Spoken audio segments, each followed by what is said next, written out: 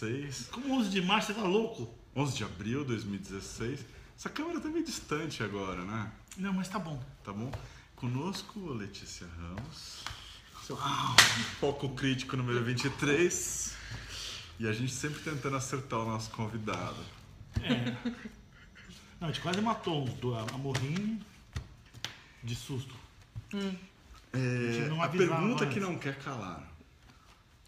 Quando você tava lá, 4.000 metros sob o oceano, no Polo Sul, cara, que equipamento maravilhoso que você levou para conseguir aquelas imagens subaquáticas. Uma Bolex. Uma Bolex? Putz. 16 milímetros? Uma Bolex 16 milímetros. Acorda. Acorda porque eu rodei em 60 quadros. Uau! Mas foi o quê? Double X? Foi Double X. Você foi 16 milímetros ao 7222. 7222, que é o filme que tá por aí, que tem. E você tem lentes vintage ou você tem lente nova? Não, eu tenho lentes vintage. Aquelas suitadas, aqueles negócios? Isso, essas coisas aí. Mas eu clarona? uso sempre azul. Angenier? É mesmo? Você tá de sacanagem? Ou seja, tô. é E a a grande mesma angular? história. É o zoom angular. Não, o zoom angular e a lente angular, que eu tenho uma 1.4, que é ótima. Que legal. Ou seja, não adianta. É que nem fotografia, você tem as fixas, mas sempre usa o zoom. Não, mas é que eu uso a zoom porque tem um problema de escala nesse trabalho. Não, por quê? Não, ele tem um problema, tinha um problema de escala para fotografar. Porque debaixo d'água é muito difícil, a escala Tem toda a fica questão da diferente. refração, né? Se é 4.000 metros de profundidade, então fica super complicado. Bom, gente, é o seguinte. Eu fui escrever um texto, daí não fiz. Daí cheguei aqui e daí o Guilherme que fez, daí eu falei, pô, o que eu falo dela? Eu falei, ela é uma das joias da coroa. Daí ela não gostou. Daí eu falei, não, mas você é. O que a gente pode fazer? Porque, na verdade, existe uma fronteira da questão de artes visuais, das poéticas visuais, ligadas à imagem técnica. E você vai lá No Polo Sul. no Polo Sul, no Polo Norte, e fazendo projetos de instalação, quer dizer, você vai lidando não com a representação formal, né? Você vai criando processos e linguagens e vai navegando por coisas que não são, que são quase experimentos, vamos dizer assim. Conseguiu fotografar as ondas de rádio. Veja. Exatamente. E você estudou cinema, e o Guilherme chamou você, eu acho, porque o trabalho de vocês dialogam, apesar de que ele vem da fronteira fotográfica, fotoquímica, tudo, e você vem do cinema, imagem e movimento. Você acabou de falar que durante vários anos você acabou trabalhando com projetos de documentação, de vídeo, de tal. Mas a gente fica quer dizer, a questão da arte contemporânea, você, teus projetos, eles são comerciais, por exemplo? O que tu entende por comercial? Que vende? Vende. Isso Você está numa das galerias mais importantes hoje. Isso é tu que está dizendo. Mas não Você é a pessoa difícil. da galeria mais importante que já veio até agora. Aqui até agora. Pelo menos isso. Tá bom. A questão do comercial... Ela é da Mendes Wood. Desculpa interromper pela quarta vez. Eu acho que a questão da venda é muito difícil entender, porque tem uma coisa que é uma venda da moda. Também acho. Que são de artistas que estão nesse momento, que estão na moda, que fazem um certo tipo de trabalho que se conecta com o que as pessoas estão colecionando naquele momento. Não sabe o que vem antes, é o ovo ou a galinha. Não tem projeto, Mas, isso acontece. Se as pessoas estão fazendo porque estão comprando, estão comprando porque estão fazendo. Não, mas isso não dá pra você. Não dá pra você. Você pode até chutar e acertar, mas você não é difícil chutar 2 vezes e acertar 2 vezes, difícil. Mas o relógio parou. Mas eu não me preocupo muito com a venda na galeria. Isso é uma coisa que, desde que eu comecei a trabalhar com eles, isso foi muito claro para mim, assim, que eu não podia Você é o artista de conteúdo deles, no certo sentido? Você falou que você era o quê mesmo? Você não falou A que ovelha não podia... negra. Você era a ovelha negra da galeria? Mas eu não acho. Eu fui ver uma exposição, puta exposição sua. Sim, não. Aquela exposição era boa, do Bitácora. Aquela exposição até que era boa. Até que era boa. Não é isso que eu quero dizer. Eu não sou uma líder de vendas da galeria. Claro, não, mas isso tudo bem.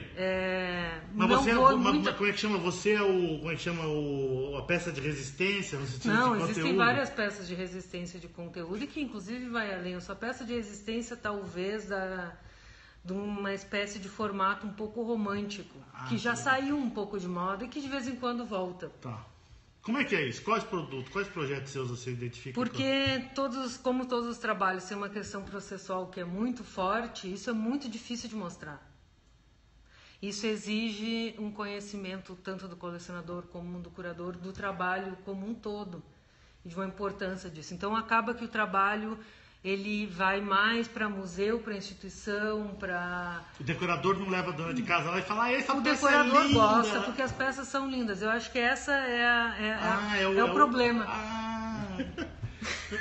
Mas ela leva ou não leva? Então... Menos. Leva menos. Tá bom. E daí, então, então vamos voltar. O Guilherme saiu chutando o submarino. Vamos voltar para trás. Vamos contar a história, então. Esse é o Guilherme que sabe. Como que conta a história? Dela? Quem conta a história é ela. Não, mas então, como é que começa? Com arquitetura, como é que é isso? A gente se conheceu no topo de um prédio, na Avenida Angélica. Ela tava com uma máquina pinhole que... Quantos quilos pesava aquela primeira? Muitos quilos. Estação Rádio Base Muito. Foco. Precisava de umas 3 pessoas para carregar. E ela tava com umas 3 pessoas lá para carregar. E aí era uma câmera, enfim, foi um dos meus primeiros projetos no cinema, que era uma câmera com 24 perfurações para fazer filmes, animações. Em pinhole. Em pinhole, a partir da fotografia de antenas, com uma ideia de tentar... São aquelas panorâmicas? São aquelas panorâmicas, mas a maioria do trabalho é filme, é vídeo, é em movimento. Que eu vi na galeria, não. Aquilo que eu vi no site, são aquelas imagens, mas estava escrito... Não, eram outras. Não, são outras. Não, tinha umas que estava escrito papel de algodão, mas eram aquelas pretas que... Não, aquilo é com microfilme. Aquilo é com microfilme, que legal. Que foi uma das que a gente publicou, né? Tá, exatamente. Mas então, continua. Daí fez cinema com pinhole já. Que ano era isso? Isso foi 2006, 2005, Deve ter 2006. sido por aí. Foi por aí. E...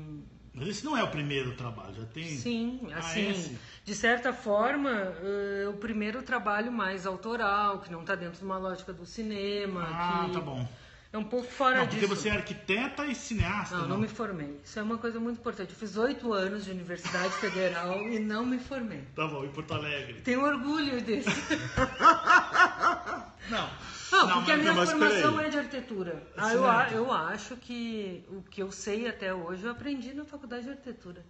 Faculdade de cinema foi um momento de experimentar coisas e... De se aproximar do equipamento? De aproximar do equipamento, não, porque eu já tinha conhecimento, eu já trabalhava com cinema, quando eu fui fazer a faculdade. Então, para mim foi uma coisa mais até teórica do cinema do que prática. A prática eu já tinha. Então, esse projeto era o meu projeto de conclusão de curso e era meio um chutar o balde, porque era para fazer um filme, eu fiz uma câmera.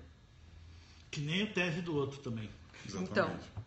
Então, eu vi tu falando e eu pensei muito nisso. Só que a diferença é que ele tinha um corpo docente que estava apoiando. O meu era completamente... você era... Eu era o lado B. Puta, isso é muito bom, hein? Porque depois quando dá a volta é muito bom. É muito bom. Puta, eu não vivi isso completamente, só uns pedacinhos. Mas eu vou tentar aqui emendar minha primeira pergunta nisso, porque você fala assim, vivi a parte prática do cinema, daí fui estudar cinema. E, retomando o que você falou agora há pouco, quer dizer, você estava falando de como seus trabalhos têm essa parte teórica, essa parte do conceito, da explicação, que é importante no processo.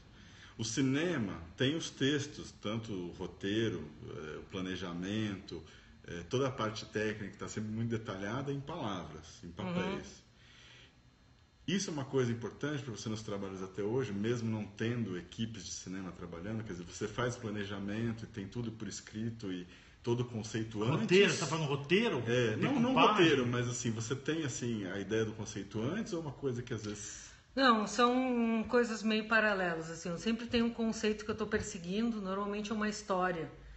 Normalmente é um fato histórico ou uma notícia de jornal. É uma coisa meio que me inspira. E eu vou perseguindo aquilo ali. E a questão técnica vai acontecendo um pouco junto, assim.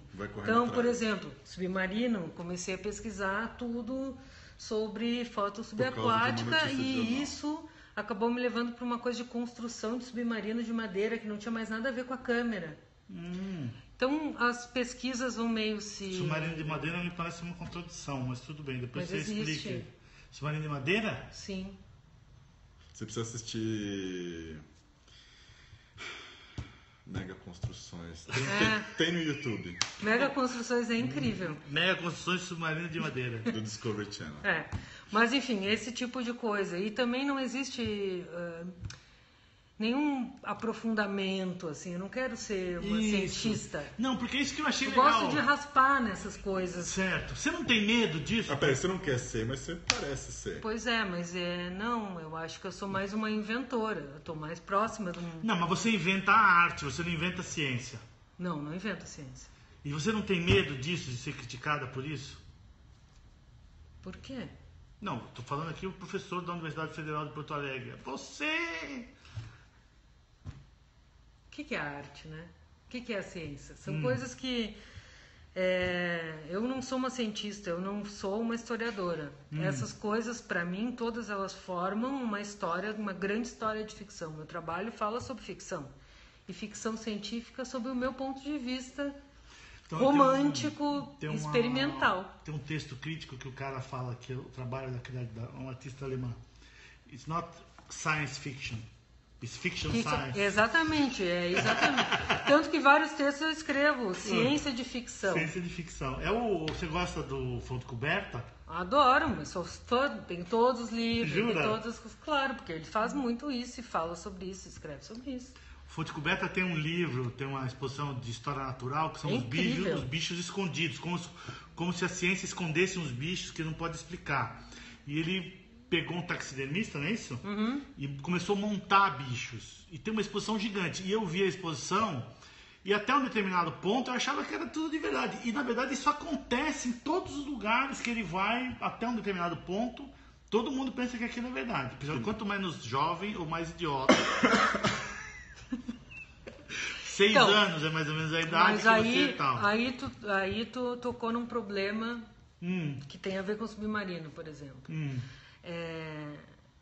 Quando eu fui pro Ártico, e realmente eu fui, tem foto minha lá. Isso prova alguma coisa? Prova alguma coisa? Tá bom. Mas, por exemplo, quando eu fiz aquela exposição que tu viu do Ártico, sim. Um pouco antes eu tinha feito um livro ficcional que contava a história da construção daquela câmera paralela com a história da exploração do Ártico. Balão, André, não sei o que lá. E as minhas indagações pessoais sobre a câmera que eu estava desenvolvendo. Quando eu fiz o lançamento do livro, foi antes de eu ir para o Ártico. Todo mundo achava o contrário. Achava que eu já tinha ido. Claro. Quando eu fiz aquela exposição, todo mundo perguntou se eu tinha ido. Ou seja, aquelas fotos que estavam lá na galeria, muita gente achou que eu não tinha feito no Ártico. Que eu tinha feito modelos, maquetes para fazer as fotos.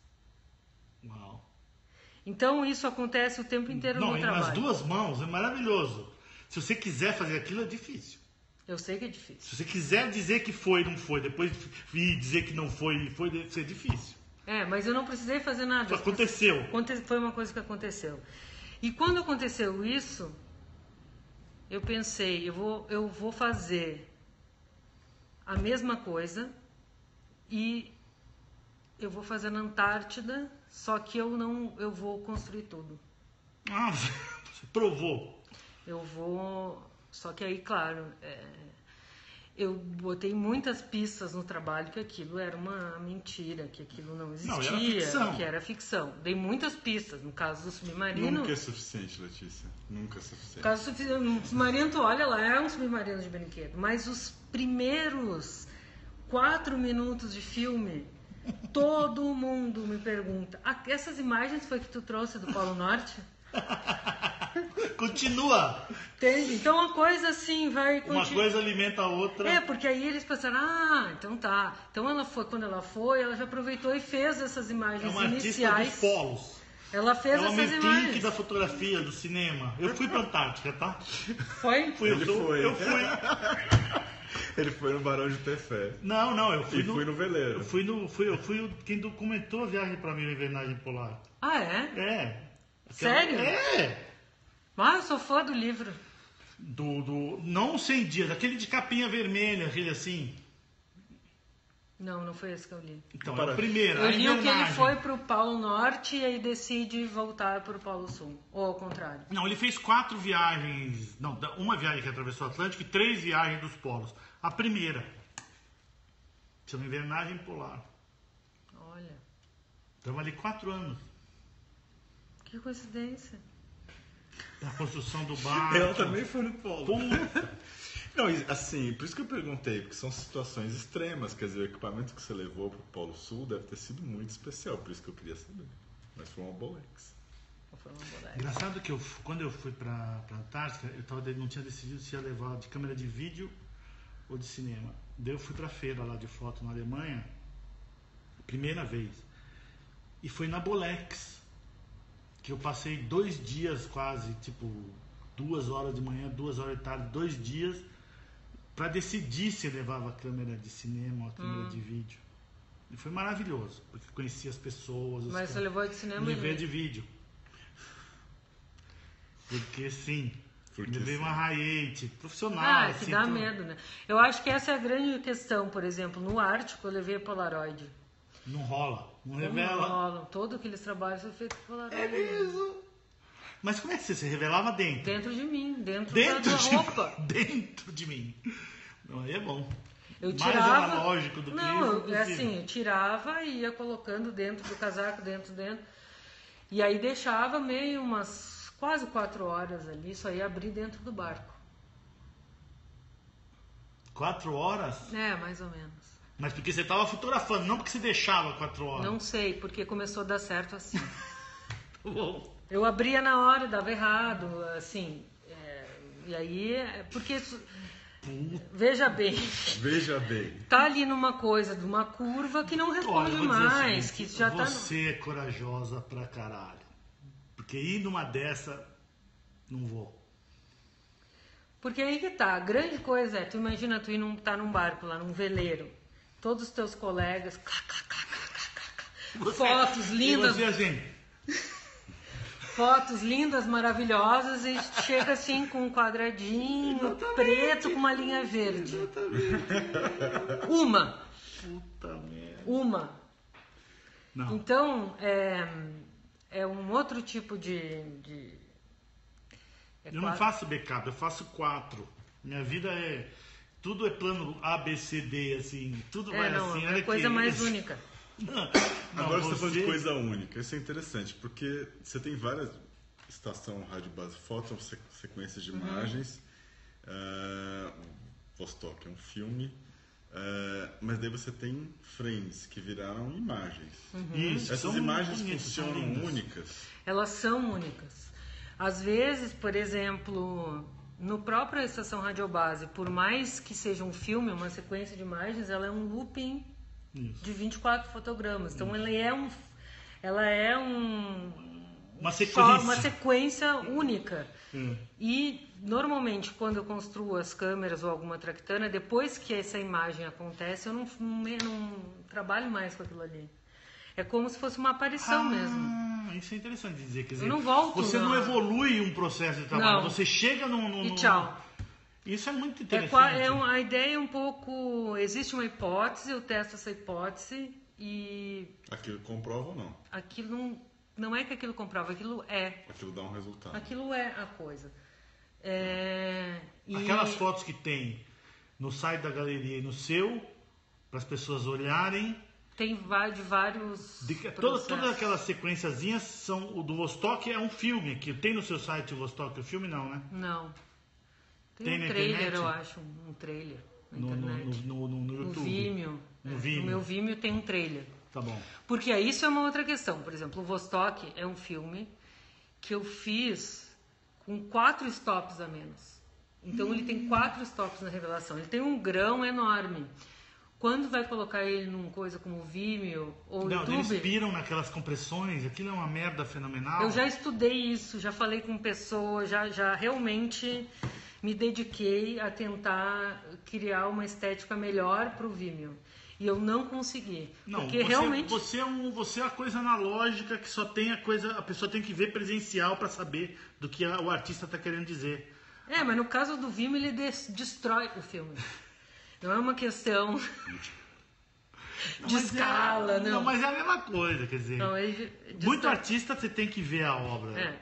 E o caso Vostok, na verdade, eu mostrei na galeria, mostrei em museu, mas também mostrei ele em 35mm, porque o final dele é 35mm. Aquele dia lá no encontro de pensamento e reflexão mostrei foi em 35. a cópia em 35. Foi muito legal. Foi sensacional. Aquele dia do MIS, do ano passado, retrasado no MIS. No encontro de pensamento e reflexão, que já era o segundo ou terceiro encontro. Terceiro. Foi sensacional, que você conseguiu projetar. Sim, é uma coisa difícil de conseguir fazer. Eu fiz, por exemplo, agora, no Vídeo Brasil, eu fiz uma coisa incrível, porque assim, o Vostok, aí a gente pode falar de processo. Ele é um filme. Ele começou com uma experiência fotográfica, de tentar fotografar esse submarino embaixo d'água e etc. E aí ele vira um livro, e aí ele virou um concerto de uma orquestra. Isso que eu queria, já tinha esquecido, ainda bem que você lembrou. E aí, desse concerto, eu tive a ideia das cenas. E aí, dessa ideia da cena, assim, mais ou menos, né? Organizei o concerto a partir das cenas, sequências que eu gostaria de fazer. E aí, a partir daí... falando que a convidada é fantástica. Quem tá falando? Eu não consegui ler, foi muito rápido, porque o negócio apaga. E aí, simplesmente, no meio desse caminho, porque como eu trabalho mesmo no ateliê, de verdade, eu vou lá e ligo as coisinhas e começo a trabalhar. Então, uma coisa não tem uma programação assim radical. Ela vai acontecendo. Não, a construção Ela vai acontecendo. As coisas ficam meio montadas no ateliê, juntas assim, e a coisa vai fluindo ali, arduamente vai acontecendo. E aí, depois do concerto, o concerto tem 20 minutos, eu usei 20 segundos de música do concerto no filme. No Vídeo Brasil, eu apresentei o filme em 35mm e só na hora que entra a música, a orquestra. Mas chamei uma orquestra de Foley que fez todos os sons do filme, a água, todos os sons, a ambiência inteira do filme, que foi sensacional. Que o Ricardo Reis, que ele faz Foley, é um artista de Foley super conhecido. Então se montou... Foley é o som das coisas, né? Isso. Quando tu tá... Quando você tá fazendo do filme para você fazer a cena... Batendo. A porta batendo, os passos. Então, como o filme ele foi exibido mudo, precisava ser todos os sons refeitos. A realidade de ser refeita. Isso. E aí os instrumentos, nesse caso, fazia sentido também usar instrumentos... eletrônicos, mas de sintetizador dos anos 50 e 60 e sons feitos mesmo, tipo uma bacia com aguinha, essas coisas. E aí virou uma performance. Mas, por isso que eu digo que os trabalhos, eles não é que eu não comecei achando que ia ser assim. As coisas foram mais ou menos acontecendo e eu deixo que elas aconteçam. Criam vida própria, um pouco. Cria uma vida própria, vira uma saga, uma coisa vira. E no caso do Vostok é como se tu lesse o livro, depois tu escuta a trilha, depois vê tipo o Titanic, assim. Aí no filme não tem as músicas que tem na trilha. Chega, você vai ter que procurar, ver se é pirata, alguém que grava Mas no filme. a ideia era que a trilha ela foi gravada junto com no ateliê. Então as pessoas viam os cenários e faziam um filme na cabeça, tinham essa sensação. A gente precisa de 5 minutos para... E agora a gente volta e ela vai contar a história dos 2 prêmios que ela ganhou nos últimos anos aí, porque a gente quer saber o caminho das pedras. 5 minutos. Se a gente sobreviver, gente, porque eu tô no fim do derretimento polar da última era glacial. Né? Em movimento. Acho que uma hora é só em movimento, né? Ó, vou já largar 25, 22, vai. A gente não vai... Vai ser 25. Quando clicar, acabou. Porque daí a gente vai pro after. A música é pros nossos deputados, aí. Jokerman. Foco Crítico número 23, terceira parte. Fausto Germão, Guilherme Manaus, convidada. Letícia Ramos. Boa noite. Bom, agora é o seguinte, se você não entregar, não sai daqui. Foi mais ou menos o que está acontecendo lá em Brasília, né? É mais ou menos isso. A gente tá usando táticas legislativas. Exato. Deixa eu botar você um pouquinho mais para aí. Vamos falar qual? Porque teu prêmio português é importante, eu acho, talvez. Depois a gente fala do prêmio da Zoom. Porque eu li uma matéria que você dá uma entrevista, eu acho. Aonde? Não sei. Na internet. A internet é um vasto mundo que a gente não sabe o que acontece. Em que você... Os jurados achavam que você não ia ganhar e no final eles deram pra você, você achou que não ia ganhar, e deram pra você.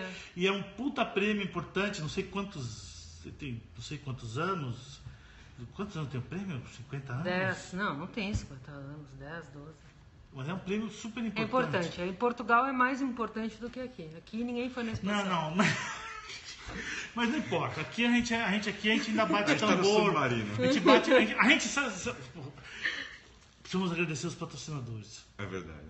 Por favor, a gente precisa agradecer o Guto Lacasse, de novo, obrigado. E ela fez um projeto de submarino, Guto. Olha que legal. O Guto Lacasse é nosso patrocinador, porque ele fez o logotipo. Então ele é nosso patrocinador. Legal. E a gente fala que o Brasil é um submarino. Porque o Guto me contou a história de que o Brasil é um submarino e que a gente... Mas a gente não está olhando no periscópio. Alguém está olhando no periscópio e dizendo pra gente como é que é o mundo. E daí ele veio me dizer que não foi ele que inventou. Era o Iberê Camargo que falava que o Brasil era um submarino. Então é isso, tudo só para contar. Vamos falar do prêmio português, porque o projeto é bacana. Qual que é o nome do prêmio português? É o nome de um banco. Exatamente. Um banco que faliu. E o prêmio mudou de nome no meio da coisa. Da sua Era coisa? o BES Foto. Isso. Mas é um prêmio que é associado ao Museu Berardo. Isso, desde o início. E o Banco BES é um banco que colecionador de fotografia, tem uma coleção incrível e tal, só que aconteceu tudo aquilo que... Portugal tá... O que aconteceu com a coleção do banco? Você sabe? Não, a coleção ainda é do banco. Museu. Não é do museu. A coleção é do banco. E aí o banco, enfim, quebrou no meio do processo e a exposição mudou de nome, o prêmio mudou de nome no meio. A exposição no meio do seu... Entre o seu... Uau, aí é bacana. Então você, na verdade, então, por exemplo, quem prêmios. tiver o catálogo escrito BES Foto é raridade, porque o catálogo mudou a capa. Você tem 2 catálogos. Existe um catálogo BES Foto e existe um catálogo Novo Banco Foto. Uau! A gente tem quem puxar. Mas, enfim, quem organiza isso é o Museu Berardo, que são pessoas muito sérias, muito legais, a exposição é incrível. É tudo muito, assim, realmente muito, muito bom. Mas o que você tinha me perguntado? Eu quero que você conte do projeto pronto. Como é que você chegou lá? Eu fui convidada. Você foi convidada para apresentar um projeto? Sim, o prêmio, são indicações. Eu fui uma das indicadas desse prêmio. Então, eles indicam, acho que um do Brasil, um de cada continente, eu não sei exatamente. Um Brasil, um Portugal, uma Europa e um África. Uma América do Sul, uma Europa e uma África. São países da língua portuguesa. Isso.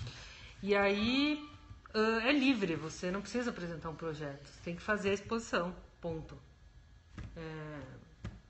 Com aquilo que tiver, que achar que tem de melhor, quase 60% dos trabalhos tem que ser, ou 50% dos trabalhos tem que ser novos, nunca inéditos e pronto, é isso.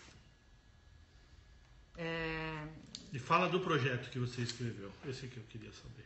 Aí o que eu mostrei lá, eu mostrei o filme do submarino Vostok. A ideia da exposição era trabalhar com essa imagem de um cientista romântico que trabalha com experimentos e imagens científicas ou pseudocientíficas. Então, era uma coleção de trabalhos que eu já tinha, alguns eu até já tinha feito, mas nunca tinha mostrado, meus, que tinham a ver com essa linguagem pictórica das imagens científicas, principalmente dos anos 70 e 80. Essas que a gente olha e diz, mas será que é? Só acredita que é porque o cara está te dizendo que é.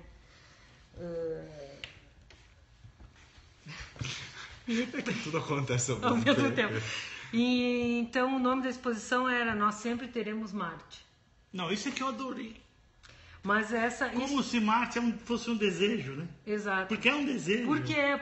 Porque justamente naquela época eu li uma matéria na Folha falando que a descoberta, a chegada dessa imagem de Marte, ela acabou com o nosso sonho. Tudo que tu imaginava daquele planeta perdido, do marciano, isso tudo que estava na Não, mas eles estão enterrados agora. Tá, não, mas... Descobrimos que eles são subterrâneos. Colocou a imaginação em segundo plano. Né? A imaginação vai para um outro lado. A imaginação científica, né, desse cientista experimental, ele vai por água abaixo. A gente vai viver isso mais ainda agora com a evolução dos microscópicos e satélites. Com esses satélites, como é que chama essas troças que eles botaram aí que estão saindo fora do sistema solar agora? As sondas. As sondas, etc. E os telescópios espaciais, os locais, tudo agora? Mas a exposição era para falar, era quase como se fosse uma manifestação desses cientistas dizendo, eu quero minha imaginação de volta, eu quero poder olhar para uma imagem que parece qualquer coisa e dizer que é um microscópio, sei lá, entende? Então e o Vostok entrava também nessa série de trabalhos que usam imagens que são reconhecíveis como imagens científicas, mas não são. Mas como são imagens técnicas, ela em determinado momento, ela pode representar a imagem científica. Exatamente. E outra, existe uma confusão temporal que muitas delas estão ligadas a uma tecnologia mais contemporânea, mais high-tech, mas elas têm erros, têm defeitos que levam para uma coisa mais low-tech. Então, não sabe como que aquilo está sendo, como que aquela imagem está sendo produzida. E essa grande confusão é que dá essa força de ficção, esse ruído e tal. Tem ruído, mas ao mesmo tempo tem uma coisa digital, mas foi feita com analógico. Então, esses ruídos que acabam, enfim, criando esse mistério do trabalho. É misterioso. Mas como é que fica, por exemplo... quais são os seus parâmetros estéticos para definir um projeto final? Quer dizer, você tem parâmetro estético ou não? Sim, eu tenho uma história. E isso, a coisa vai acontecendo, eu digo assim, que é a resistência da parede. Que é assim, eu vou colocando as coisas e as coisas vão caindo, né? Não caindo com a gravidade. Não, elas perdem sentido, perdem a força. E tem umas que são resistentes, que ficam até o final. E essas que vão... No processo de trabalho você vai... Tem coisas que estão ali... Tem muitas coisas, muitas exposições, que é o primeiro teste que acabou sendo a exposição. A maioria delas. E são imagens que vão se perpetuando como a minha imaginação daquela história. É quase como se eu pudesse, eu projetaria isso diretamente da minha... Quer dizer, não é a hora que você controla que a coisa... Não é a hora que você controla que a coisa está definitiva. Ela pode ser no momento que você imaginou. Exato. E o que você conseguiu fazer... É quase como se tu imagina assim, eu quero fazer uma câmera para fotografar a Lua. Ou a Lua, sei lá, um planeta que não existe. Um outro planeta que não existe. Um outro planeta que não existe. Um subplaneta. E aí, isso pode acontecer. O que vai acontecer? Vai não sair nada, não sair nada, não sair nada. E de repente o planeta vai aparecer, entendeu? Tá. Nessa hora, parou O tudo. processo inventou um planeta. Exatamente. Matou a charada, é isso. O processo inventa o mundo. Isso. Mas Que não é descontrolado. Você acha que... Então, posso mudar de plano? Você acha... que eu estou numa crise nesse momento. Porque eu acho que o analógico propicia esse tipo de processo. Não é verdade. E o digital eu tenho dúvidas a respeito. Olha o trabalho do Guilherme. Mas ele é analógico.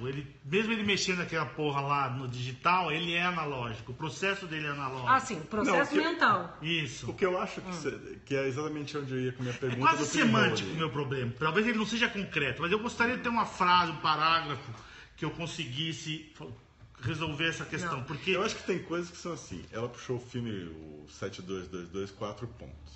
Isso, de certa maneira, você pode falar assim, isso mata a resolução. Isso. Usar o pinhole mata a resolução. Isso. Toda vez que você começa a esconder os detalhes, você consegue esconder os detalhes. E isso cria o mistério, isso cria A possibilidade de o interpretação. preenchimento mental do que falta na imagem. Pode ser uma simbologia, pode ser uma interpretação, pode ser um subtexto. E a cabeça da pessoa tem mais espaço para preencher. Porque eu acho que o digital, ele tá vindo cumprindo... Putz... Mas você tá pensando no digital Eu que vi um é livro do Cássio asséptico, ontem, né? no meio da feira. Chega o irmão do Cássio com um livro que saiu no sábado na Alemanha, ou nessa semana saiu na Alemanha, que tá as fotos dele dos aviãozinhos, as praias, não sei o quê. E todo mundo do mundo, tipo 50, 40, não sei quantos fotógrafos que estão trabalhando com processo de acúmulos e de criação de realidade virtual com fotografia digital. Bom, deu cãibra no cérebro, porque assim, eu preciso de uma semana. Eu vou pedir o livro emprestado para ele, para a gente trazer aqui, ou pelo menos para eu ver, para o Guilherme ver, porque tem a ver com tudo. Quer dizer, a questão do tempo e do espaço ser mexido para da maneira como você quiser entender e construir o cenário. Bom, mas isso não tem nada a ver com o digital. Isso Não, era mas feito naquele antes. lá é. Naquele Ah, lá tá. meio é. Porque é a nova. Porque ele cria nova. O digital cria nova realidade virtual. Você pode controlar mais agora, vamos dizer. Claro que no analógico você pode controlar. Mas hoje você pode construir mais. Mas no analógico vai construir a paisagem. Pode, como por exemplo, agora vamos abrir o jogo no Vostok, que é tudo feito com maquete. Vamos falar do prêmio do. Vou abrir o jogo. Vamos Como falar você do quer? prêmio. Vamos falar do prêmio da Zoom que você ganhou em 2015, 2014. 2015 ou 2014? Então, 2014, não lembro, tanto faz. 2013, eu acho. 2013. Não, acho que. Puta, eu não sei. Não lembro também. O quê? Foi você, o João Castilho? Isso. Eu fiz um trabalho com microfilme, ali que eu comecei um pouco a trabalhar mais com microfilme. Microfilme, sabe o que é, né? Negócio de filmar Meio alto contraste e tal. alto contraste. E aqui no Brasil, nesse momento, consumidor de microfilme é escritório de Biblioteca. contabilidade. Biblioteca é uma coisa mais fina, mas principalmente escritório de contabilidade. Os Por quê? jornais não usam mais, ninguém usa mais. Não, usa como acesso ao arquivo, mas muito já foi digitalizado. O que acontece? Eles pegam um volume de 40 mil notas no escritório e transformam num rolinho. 2, 3 rolinhos. Então ele faz essa diminuição. E qual que é a grande vantagem para quem faz o microfilme? É que ele tem um valor legal. Então ele pode destruir aquelas 4 mil notas, que aquilo passa a ter o valor. Real, legal. A gente trabalha, a gente pode prestar serviço, sabe? Então, o que acontece? Eu fui chamada para... Isso começou assim, eu fui chamada para mostrar um caderno de artista numa exposição. E eu não queria... A exposição não queria deixar o caderno ser mexido, e aí eu fiz isso. Eu microfilmei o caderno. Mandei a máquina de microfilme para a exposição e destruí o caderno. Putz! Você não vendeu? Queimei Tinha o que ter caderno. vendido, meu. Não, mas a ideia é que o microfilme, a partir Claro, de agora... é documento, resolveu. É a coisa. É a coisa. E como é que as pessoas... E pronto, e aí eu cheguei a... Você criou um problema conceitual. Você criou um projeto que virou conceitual, né? Nesse caso sim. Mas eu acabei me aproximando da própria película de microfilme, com esse processo, claro. Fui lá na loja do microfilme, que tu imagina assim que é uma pessoa da NASA, mas não é, como se fosse uma loja de Xerox. Sério? Onde é? Sério. Lá na Vila Guilherme, depois ali do Butantã, Vila Sônia, por ali. E, bom, e aí fiquei trabalhando com essas pessoas um tempo, assim, porque depois disso eu comecei a criar dispositivos, chassis para colocar em câmeras, utilizando o microfilme. Porque é tipo um filme de 8mm. É um filme de 16mm. De 16. Com um grão bem fino e... Não, é uma puta resolução, uma mas base muito... Um ISO baixo. Não, mas ele é alto contraste. Ele é alto contraste. Depende como se revela. Depende. Eu, no caso dessas fotografias, eu usei filtro vermelho. Mas não é depende. É uma processadora lá, o máximo que tu pode fazer na processadora e que o cara não vai querer fazer para ti é mudar a temperatura. Ele não vai querer fazer. Porque é assim. A vida é assim. A vida é assim. Mas com o tempo eu fui conseguindo algumas regalias no lugar. Mas, é artista e tal.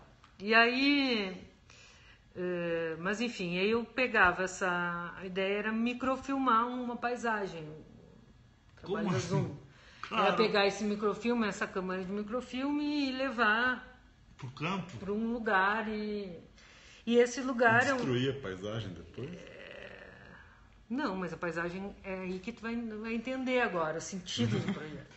É que justamente num lugar no Rio Grande do Sul, que é fronteira com o Uruguai, que foi formado pelo ir e vir das marés. Então é um lugar que é apagado e desapagado o tempo inteiro. É genial. Sabe que é a maior extensão de praia do Rio mundo? Grande. Sabe disso? Que os caras... Não sei mas eles se orgulham por causa disso. Mas não é verdade? Isso sabe o que eu sei? Porque o Amir que andou com aqueles veleiros de rodinha na praia, ele com um francês que fizeram não sei de onde, Torres até não sei aonde, dá não sei quantos... Chuí. Não, passou por Uruguai. Pode passar por Uruguai? Tem uma barra, mas pode. Descer a maré baixa. E daí dá não sei quantos quilômetros, não sei o que, esse troço. Isso foi feito em 88, 87. Bom, e o projeto da Zoom era fazer isso, usando microfilme e fazendo essa extensão de terra, onde a água e a areia o tempo inteiro. Mas você sabe que o Uruguai, nós vamos reanexar, né? Você sabe. Coitado do Uruguai, gente. Nós vamos reanexar o Uruguai, bicho. Não vamos liberar assim. A gente já, né? Porra, bicho, é nós. O Uruguai é nós, bicho. Imagina, era nosso. Tô falando sério. A gente acabou com o Uruguai. Eles não concordam, mas tô dizendo. Eles estão certos. Eu sou pró-Uruguai. Eu adoro o Uruguai, puta merda. Eu adoro Por Uruguai. isso que você quer anexar. Claro que eu quero, por causa disso que eu quero anexar. Foi um erro liberar. Próxima. Não, você acabou. Vamos falar do prêmio, daí você apresentou o projeto. Sim, daí surgiram. Eu levei também uma. Aí foi uma coisa mais expedição, mas mais parecida com arte, que eu também levei uma Sinar, uma câmera até. Levei uma câmera. Um produto de consumo. Né? E fotografei polaroides. 8x10 ou 4x5? Não, pequeno. 4x5. 4x5. Mas também, assim, sempre ou super exposta ou subexposta, sempre em umas situações tipo chovendo. Nunca era numa situação assim normal favorável. De praia, favorável. E era muito curioso, assim, porque lá nessa parte é a Lagoa do Peixe, então eu tinha uma pessoa que me andava com o carro, porque o carro que eu fui não dava, no primeiro dia não deu. Que atolou? Não dava, porque tem que entrar dentro da água o tempo inteiro. Tá, porque na Barra do Rio Grande, lá embaixo, que é mais para baixo ainda. Mais para baixo um pouco. Passa do Rio Grande, sabe aquela parte bem fina do mapa do Brasil, parece uma alça? Sim. É a parte bem fininha, entre a Lagoa dos Patos e o mar. Tá. São não sei quantas lagoas, que não está nem representado no mapa. Então eu andei ali. E aí fui fotografando várias situações de adversidade sempre, nunca sol. Então era sempre chuva, vento, situações assim, início do dia, tipo 4h30 da manhã. Pássaro. Então, aí eu cheguei nesse carro, a primeira coisa que o cara do carro falou assim, eu vou te levar para ver os flamingos. E eu fiz assim, eu ia paralelo, ia fazendo microfilme, Polaroid, porque ainda não tinha coisa muito assim, clara. Eu sabia que eu queria contar uma história de um lugar que, quase como se fosse uma visão de alguém desse lugar no futuro. Mas que não sabia como que esse lugar ia ser no futuro, né? Se ele ia estar com água, sem água, se ele ia ter virado outra coisa. E aí eles me levou os primeiros dias em todos os hot points dos pássaros e eu ia fazer só para ver. Eu falei, olha, todos os lugares que você me levou, eu quero ir em outro. Ele ficou marcado. São super bonitos. Super. Não, pera um pouquinho.